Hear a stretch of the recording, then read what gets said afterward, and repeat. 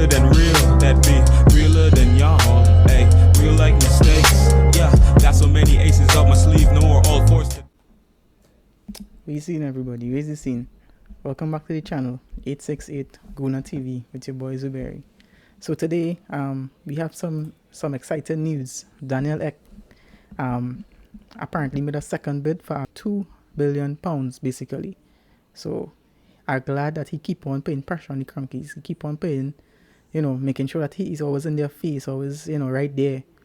And I'm hoping that the Cronkies actually take in consideration of this bid now, because, we need a owner that actually interested in the club and the well-being of the club, not just looking for money, looking for a way out, like financially. So it's a good thing. It's a good day for Arsenal fans who actually want these guys out. That should be most fans. So we looking at what will transpire with that second bid, Daneil Ek, $2 billion. So we hoping that it can actually happen. Something can happen here now, and hopefully, we see a little change in the club, within the club. Shake them up a little bit, man. The two, everything is whatever seen now right now with them now, boy. And I'm glad that they could just have a new ownership and see Arsenal to go in the right direction. We decline. We on decline basically. We're not on the decline. We're declining, and we need a little shake up to start to go back where we should be as a club basically. So Daneil Ek $2 billion. So in some other transfer news now, I want to talk about some players that are linked with moves actually away from the club.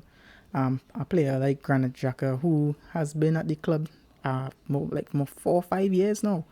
So and he probably and really he didn't really take the midfield to the next level. Really, he probably make the midfield look worse than when he came.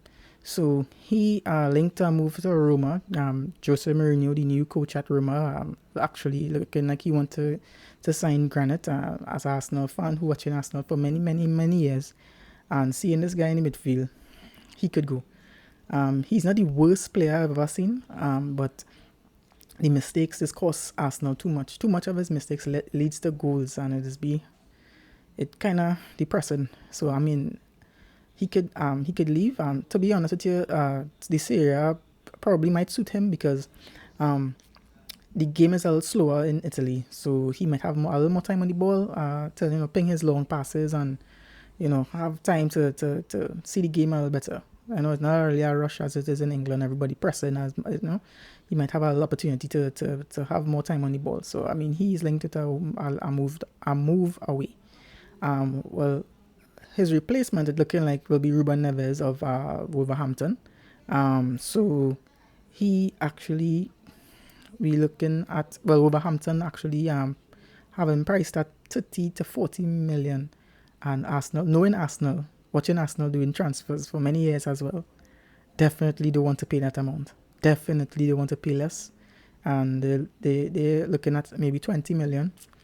So it's a kind of standstill situation. Wolverhampton was a certain price, Arsenal willing to pay a certain price, but knowing Wolves, who does normally sell well, because they sell Jota to Liverpool for I think 35 million. So he's a good player as well. So they sell players well. They do the business well when in regards to selling players. So they will stand firm with their price, and Arsenal will have to do what they have to do, or let's leave or move away. Knowing Arsenal, I ain't think they're paying that much. So some negotiations will have to take place. Let's see what Edu. Let's see if Edu could work for his money. So he's linked. Some Arsenal fans don't really want him though. I don't know why, because he's an upgrade to Granit Xhaka. He better on the ball. He's not as fast, but Granit Xhaka isn't fast anyway. It's not really I don't want to compare the two players, to be honest with you, but he's a similar player to Granit Xhaka to me, but just a upgrade, So, but me personally, I would prefer, or would like also, not just Ruben Neves, but I would still like Arsenal to try and get Basuma from Brighton. It's not looking as unlikely. Fabrizio Romano reported that he's on the transfer list for Arsenal, but he's just low down the pecking order, so it's not a good sign as an Arsenal fan who actually want him to be coming in the club. So we will see how that transpires. Today I want to talk about also Ainsley Maitland-Niles making some comments. Reading the comments, it looking like he actually looking for a move away or actually wants to go away from the club. So I have his comments here, so I'll just read it out quickly. I want a decision. I want some clarity. I would like some kind of indication of what is happening. Where they, Arsenal, see me if they were... Wait, let me read that wrong. Let me start over. I want a decision. I want clarity. I would like some kind of indication of what is happening. Where they, Arsenal, see me. If it works, it works. If it doesn't, then kiss Arsenal goodbye. So,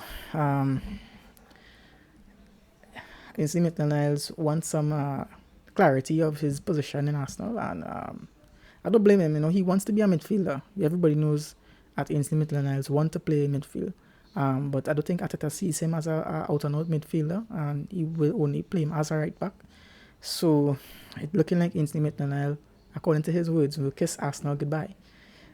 So I guess if he leaves, he leaves. I mean, I would like him to stay. He's an all-around very talented player. He played right back in some crucial games, especially in the FA Cup run where we won the trophy.